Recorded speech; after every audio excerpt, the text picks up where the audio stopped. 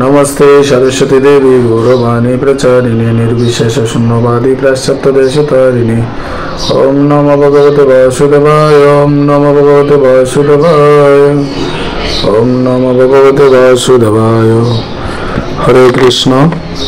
आशा करी सबाई भालो आছেন। तो सबाई একটু উদ্বিগ্ন বর্তমান পরিস্থিতি নিয়ে। তো আসলে ভগবান পরীক্ষা করছেন আমরা কতটুকু ভগবানের শরণাগত আছি। আমরা কি বাইরের বিষয়গুলো নিয়ে বেশি চিন্তিত হয়ে পড়েছি নাকি ভগবানের চরণে ভগবান যে রক্ষা করবে সেটার উপর বিশ্বাস রাখছি, সেটা দেখার জন্য ভগবান এই ধরনের পরিস্থিতি ভক্তদের মধ্যে সৃষ্টি করেন।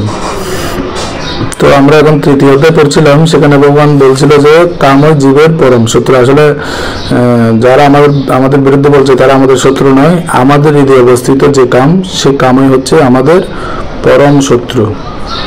তো আমরা ধারাবাহিকভাবে 42 নম্বর শ্লোক পড়ব আজকে। ইন্দ্রিয়াণি পরান্নাহুরিন্দ্রিয়ব্য পরমম মনো মনসস্তু পরা বুদ্ধির্য বুদ্ধে পরতস্তু স। অনুবাদ: স্থূল জড় পদার্থ থেকে ইন্দ্রিয়গুলো শ্রেয়, ইন্দ্রিয়গুলি থেকে মন শ্রেয়, মন থেকে বুদ্ধি শ্রেয়, আর তিনি আত্মা সেই বুদ্ধি থেকেও শ্রেষ্ঠ। তো আমাদের মধ্যে ইন্দ্রিয় আছে, এই দেহের মধ্যে ইন্দ্রিয় আছে, ইন্দ্রিয় থেকে মন শ্রেষ্ঠ বলছে ভগবান, মন থেকে বুদ্ধি শ্রেষ্ঠ এবং বুদ্ধি থেকেও শ্রেষ্ঠ হচ্ছে আত্মা।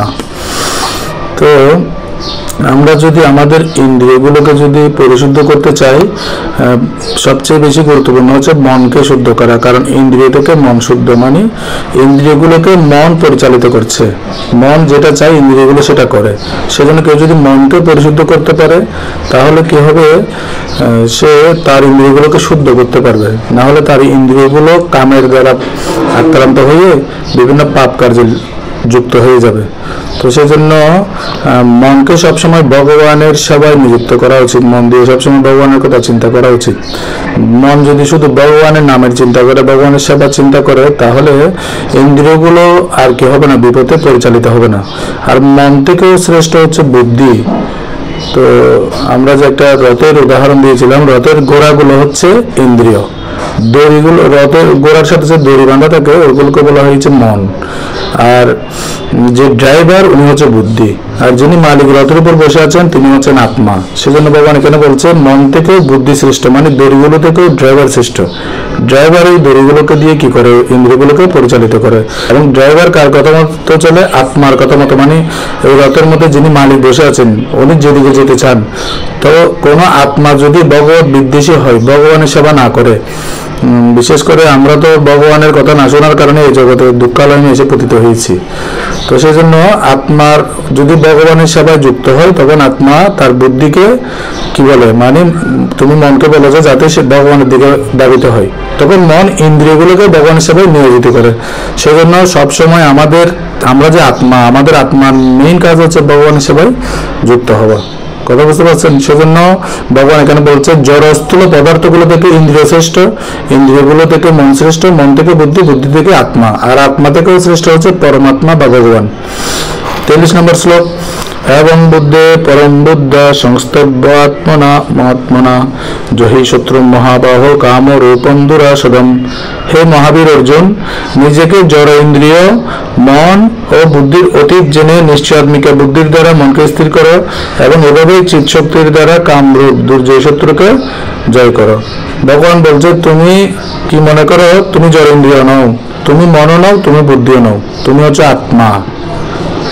আমরা মনে করছি কি, আমরা সবসময় মনে করছি ইন্দ্রিয়গুলো আমার, বা আমার ইন্দ্রিয়কে সন্তুষ্ট করতে হবে, অথবা আমার মন যেটা চাই সেটাই করতে হবে, অথবা আমার বুদ্ধি আমাকে যে বুদ্ধিটা দিচ্ছে আমাকে সেটা করতে হবে। কিন্তু এগুলো হচ্ছে দেহাত্ম বুদ্ধি, দেহের চিন্তার কারণে আমরা আমাদের ইন্দ্রিয়গুলোকে সন্তুষ্ট করতে চাচ্ছি এবং মনকেও সন্তুষ্ট করতে চাচ্ছি। কিন্তু ভগবান বলছে হে অর্জুন, তুমি কেন নিজেকে মানে ইন্দ্রিয় মনে করছো, তুমি কেন নিজেকে মন বলে মনে করছো, তুমি কেন ওদেরকে সন্তুষ্ট করবে, ওরাই তোমাকে সন্তুষ্ট করবে, ওরাই তোমার কথা শুনবে। সেজন্য তুমি এগুলোর অতীত মনে করো, অতীত মানে এগুলোর ঊর্ধ্বে। নিশ্চয়াত্মিকা বুদ্ধির দ্বারা মনকে স্থির করো এবং এভাবে চিৎশক্তির দ্বারা কামরূপ দুর্জয় শত্রুকে জয় করো। মানে কাম হচ্ছে দুর্জয় শক্তি, মানে যাকে জয় করা যায় না, আমরা হয়তো এখন আমাদের বিরুদ্ধে যারা স্লোগান দিচ্ছে তাদেরকে জয় করতে পারি যে কোনোভাবে, মেরে হোক ভালোবাসা দিয়ে হোক, কিন্তু কামকে আমরা জয় করতে পারি না। কাম হচ্ছে দুর্জয়। সেখানে ভগবান বলছে তোমার মনকে নিশ্চয় আত্মিকা বুদ্ধি। নিশ্চয় আত্মিকা বুদ্ধি মানে আমরা দ্বিতীয় অধ্যায়ে পড়েছি একনিষ্ঠ ভক্তি, মানে তোমার মনকে তুমি আমার একনিষ্ঠ ভক্তিতে প্রয়োগ করো, তখনই তোমার মন শুদ্ধ হবে এবং তুমি কামকে, দুর্জয় যে কাম, সেটাকে তুমি জয় করতে পারবে। তো আমরা যদি আসলে দেহাত্ম বুদ্ধিতে থাকি তখন আমরা বুঝতে পারি যে আমার বন্ধু, আমার শত্রু, এই আমার ভালো চাই, আমার খারাপ চাই। কিন্তু আমরা যখন চিন্তা করি যে না আমিও আত্মা, সেও আত্মা, তো ভক্তরা সেই জন্যই কি করে না, কোনো একটা পশু পাখিকে পর্যন্ত হত্যা করে না। কেন? কারণ পশু পাখিটাও আত্মা, আমরাও আত্মা, তো অন্য কাউকে হত্যা করার তো প্রশ্নই আসে না। তো সেই জন্য ভক্তরা সবসময় তাদের মনকে ভগবানের সাথে একনিষ্ঠ ভক্তি। এখানে 43 নম্বর শ্লোকে ভগবান বলছে